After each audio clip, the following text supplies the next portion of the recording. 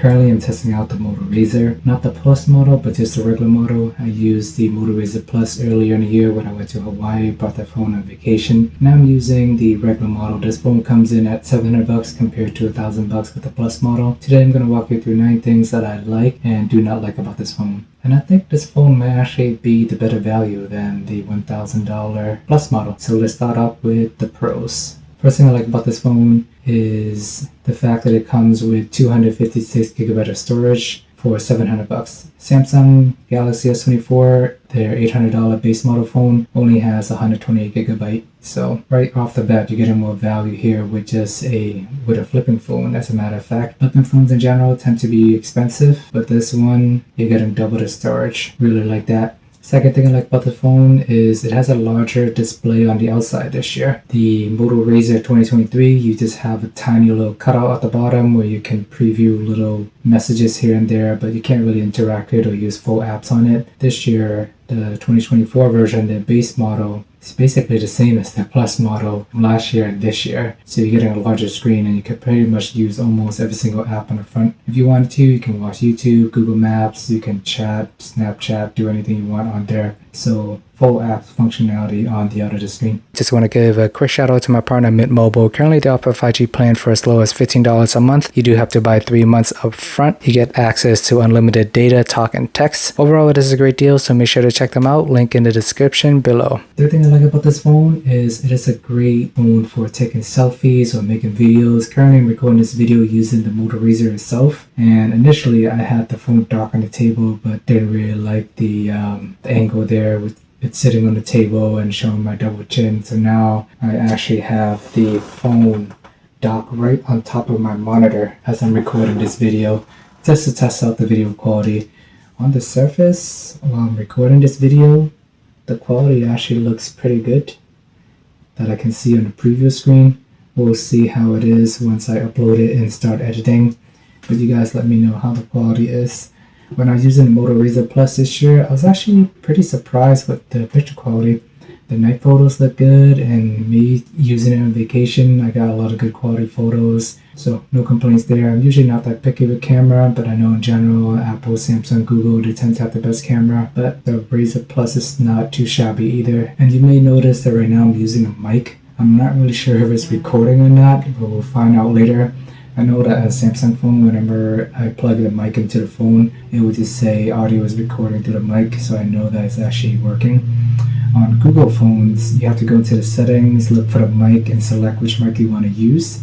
On the Motorola phone, I tried going to the setting and double check a few times to see if I had to turn on the mic somewhere. I actually couldn't find it, so I hope it's working, or else it's going to hear really low quality since I am at least 2 feet away from my phone.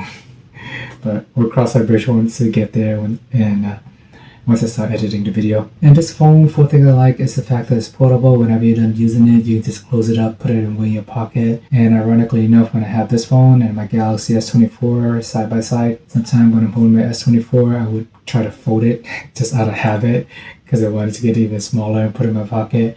So it's nice to be able to tuck away when you're not using it.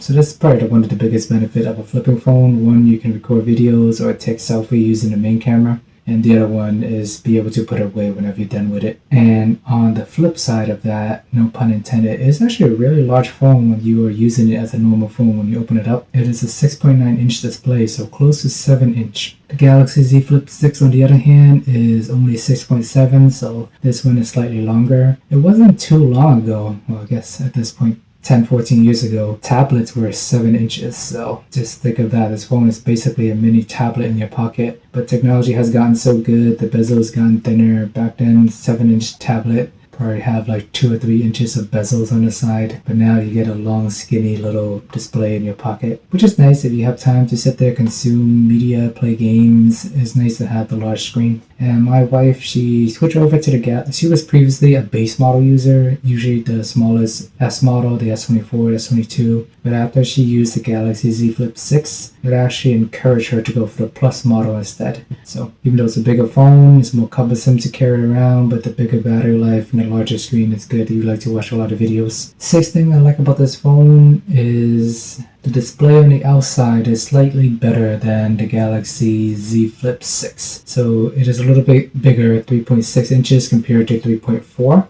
And it is 90 Hz refresh rate compared to 60 Hz. So right there, you can see they're already giving Samsung a run for their money. And I like the app implementation on the outside of Motorola phones more because you can add or subtract any app you want. It's already there. It's intuitive. You hit the plus button or the minus button to add any apps you want. Some apps are a little bit funky here and there, but for the most part, it is designed for you to use any single app that you want. On a Samsung phone, you really have to do your research, know what you're looking for, and download like 5 different apps just to get the ability to use any single apps on the other screen.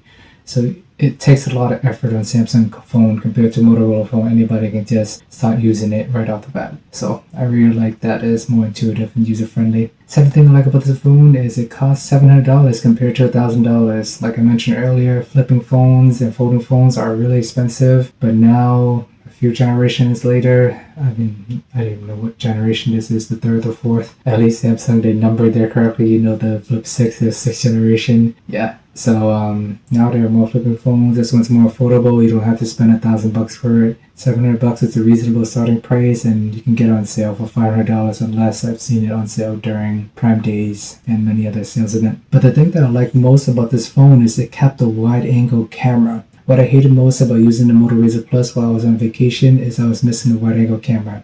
I think in general, I don't really ask for much in smartphone, but the 2 things I really like the most is always on display and wide-angle camera. I use that a lot, especially on vacation. You want to take photos, captured wide views, and all the background. I really miss that with the Plus. They replaced the wide-angle camera with the telephoto on the Plus model, but I prefer to have the wide-angle camera more. I just think it's more fun to use, and I don't know why they can't just add a 3rd lens on there. Maybe it'll just take up too much screen real estate. Even Samsung, their flipping phones only have 2 cameras, but I prefer having a wide-angle camera. So the base model has a wide-angle camera. The Plus model, which costs more at $1,000, it does not have the wide-angle camera. The last thing I like about this phone is it just feels like the Plus model. Like I used a $1,000 phone, now I'm using a $700 version. There's really nothing that really stand out to me in terms of speed or performance or anything like that. It feels really similar. I use it the same. I open and close it the same. And yeah, on a day-to-day basis, it feels pretty similar. I know the Plus model has a more efficient chip, but this one is fast enough. It does a good job. The battery life lasts me 22 hours. So really no complaints here.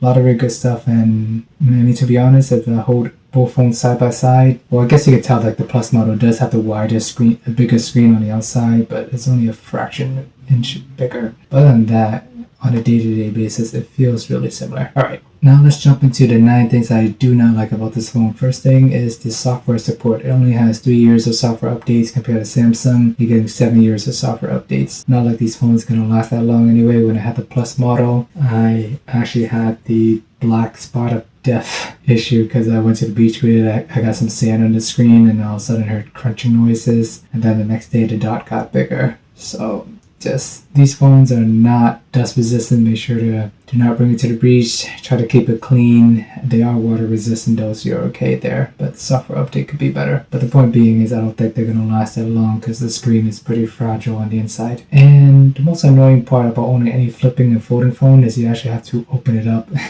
every single time, and I find it to be a lot of work. You're using it one hand, it's challenging. You have to dig in your finger and flick it. Although I find Motorola phone, they are a little bit easier to flick open compared to Samsung. The Samsung hinge is a lot sturdier and stiffer, so it's hard to kind of dig in and do the flipping motion to open it if you have one hand. If you have 2 hands available, it's still effort to kind of hold it and open it. Sometimes I feel like I might drop it in the process of doing that, so it's a lot of friction. The idea is nice. I can put it away if it's small and portable, but when I have to use it, I have to open it.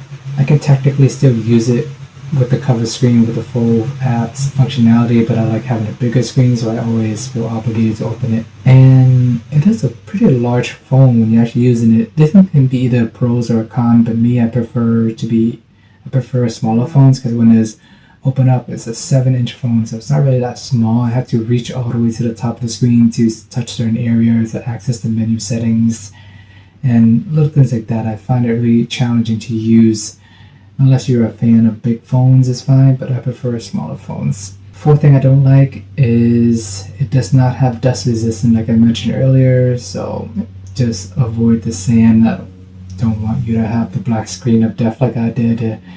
Any dust or sand get in there is going to ruin the display, so take care of it. Fifth thing I do not like about any flipping or folding phone is the crease is still there. I can argue this one is. Maybe it's not that noticeable, but it's still there. Occasionally my finger does rub against it. If you have a dark background, you're going to see it more, but you're playing games or watching videos as a white background, is fine. Technology is not at the point where we can get rid of it yet, but it's still ugly. You show it to your iPhone friends, you're going to see an ugly crease there, and they're going to ask you, does it bother you? Then you're going to be forced to say no and defend yourself. And yeah, the crease is there, it's still there. And it comes with the territory of any flipping or folding phones, but just something to keep in mind. It doesn't look that nice, but your eyes does adjust to it. And surprisingly, the lower base model does not have always on display, while the plus model does. You can download the Movies app or an alternative always on display app on the Play Store, but I find that doesn't work that well whenever I unlock my phone. It gets a little bit finicky. Sometimes I have to unlock it a few times. I ended up uninstalling it and living without always on display. But like I mentioned earlier, the two things that I like most in smartphone in general is wide angle camera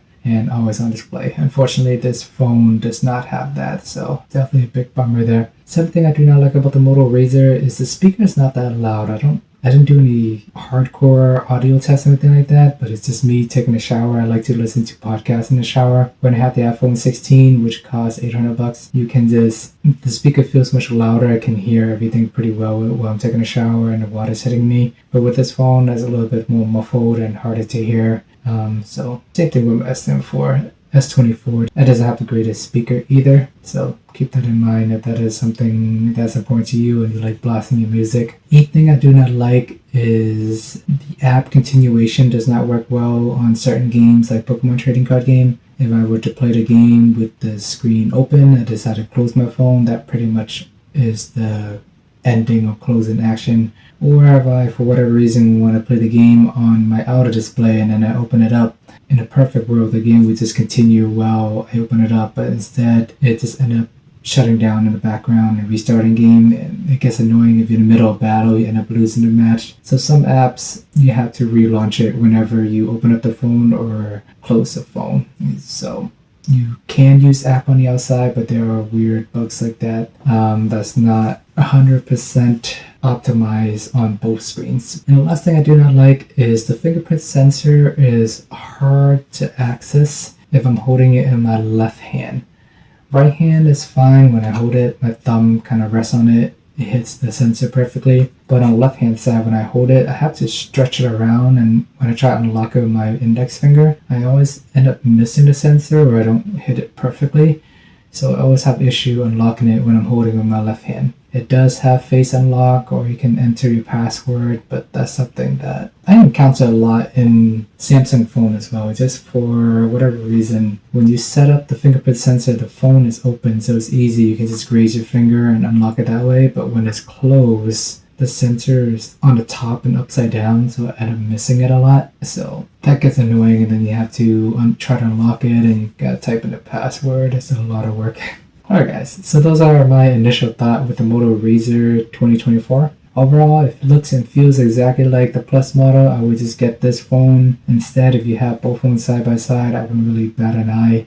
The only thing that is really missing is the always on display. The Plus model does have that. But on the other end, this phone has the ultra wide angle camera, which I like, and the Plus model doesn't have that. So pick your poison, I guess. Alright guys, hope you find this video to be helpful. Let me know if there's anything else you want me to cover. Remember to like and subscribe, and see you guys in the next video.